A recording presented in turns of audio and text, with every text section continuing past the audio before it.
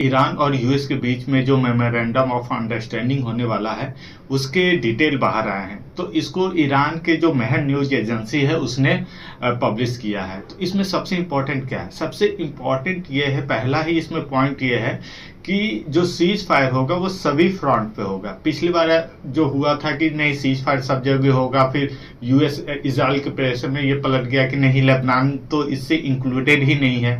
तो इसमें पहला पॉइंट ही ये है कि सीज फायर और फ्रंट पे होगा इंक्लूडिंग लेबनान।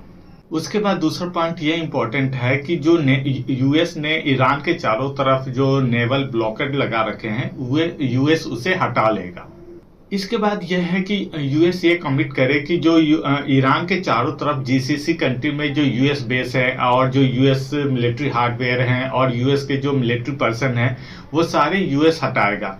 लेकिन इस पे शक है, अगर ये होना भी होगा तो ग्रेजुअली होगा और मुझे नहीं लगता कि यूएस इसको कमिट करेगा। अब ये वाला मसला शायद फंस सकता है और स्ट्रेट ऑफ हॉर्मुज खुल जाएगा विथ ईरानियन एग्रीमेंट के तौर पे, यानी ईरान का जो उस पे क्लेम है उस क्लेम के बेसिस पे स्ट्रेट ऑफ हॉर्मुज खुलेगा। यानी ईरान उस पे जो अपना इकोलॉजिकल जो चार्ज लगा रहा है, इन्वायरमेंट चार्ज लगा रहा है, उसको ईरान लगाएगा। अब देखिए इस पे होता क्या है, क्योंकि अगर ये लगाता है तो यूएस जो बोलता है कि जो फ्री नेविगेशन है कुछ नहीं है, उसका क्या होगा? यानी ये सीधे तरह से यूएस का सरेंडर होगा ईरान के सामने। उसके बाद जो यूएस ने बहुत सारे सैंक्शन लगा रखे ईरान के ऑयल और गैस सेक्टर पे, उसको यूएस हटाएगा। उसके बाद इस एग्रीमेंट में ये एक और इम्पोर्टेंट पॉइंट है कि जो ईरान के $24 बिलियन है उसको यूएस 60 डेज के अंदर रिलीज करेगा और इमीडिएट इसका हाफ मतलब $12 बिलियन इमीडिएट रिलीज करेगा। उसके बाद एक और बहुत इंपॉर्टेंट पॉइंट इसमें यह है कि यूएस और उसके एलाई जो ईरान में आपको वार की वजह से जो तबाही मची है उसके रिकंस्ट्रक्शन के लिए 300 बिलियन देंगे। और यूएस के एलाई कौन है इसमें? आपको जीसीसी कंट्री।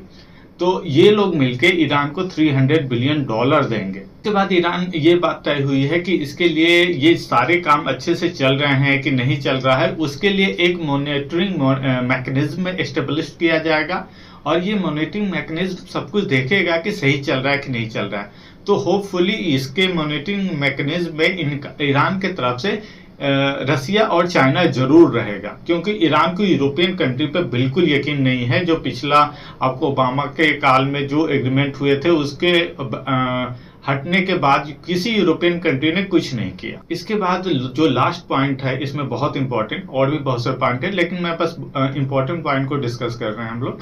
उसके बाद एक और इम्पोर्टेंट पॉइंट इसमें यह है कि ये सारे जो लास्ट में जो डील होंगे उसको यूनाइटेड सिक्योरिटी काउंसिल से पास कराए जाएंगे। वो इसलिए कि ऐसा ना हो कि कल कोई और प्रेसिडेंट आए बोले कि मैं हट रहा हूं। नहीं, अगर ये यूनाइटेड सिक्योरिटी काउंसिल से पारित होंगे तो इसमें से रिमूव होने के लिए भी आपको यूनाइटेड सिक्योरिटी काउंसिल से ही पारित फिर करना होगा। ऐसे नहीं होगा कि कोई तुरंत आया और कोई चला गया जैसे पीछे ट्रम्प ने किया था।